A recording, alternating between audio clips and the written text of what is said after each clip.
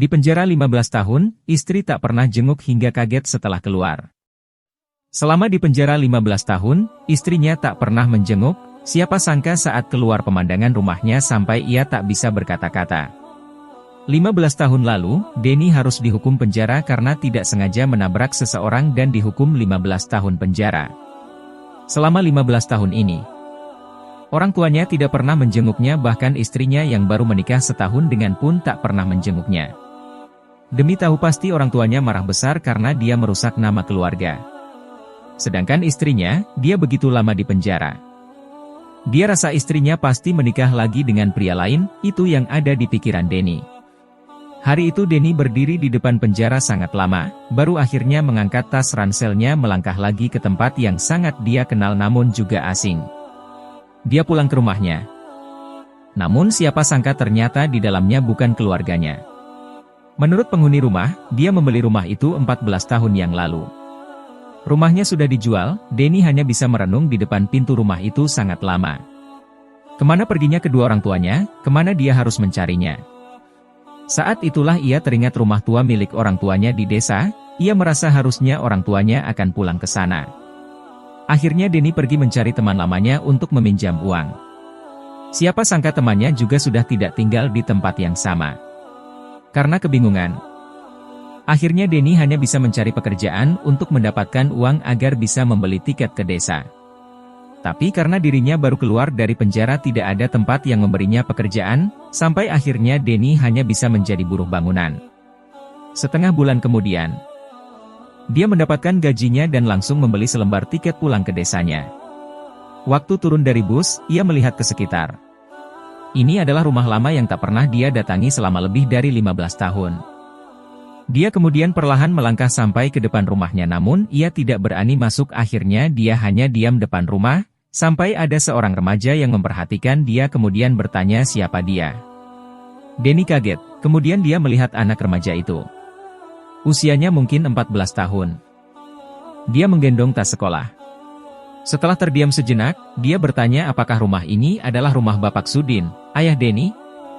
Remaja tadi mengangguk, baru saja dia mau mengatakan sesuatu, tiba-tiba pintu rumah dibuka, seorang wanita paruh baya keluar dari rumah. Usianya kurang lebih 40 tahun, melihat remaja tadi dia melambaikan tangan, "Nak, siapa itu?"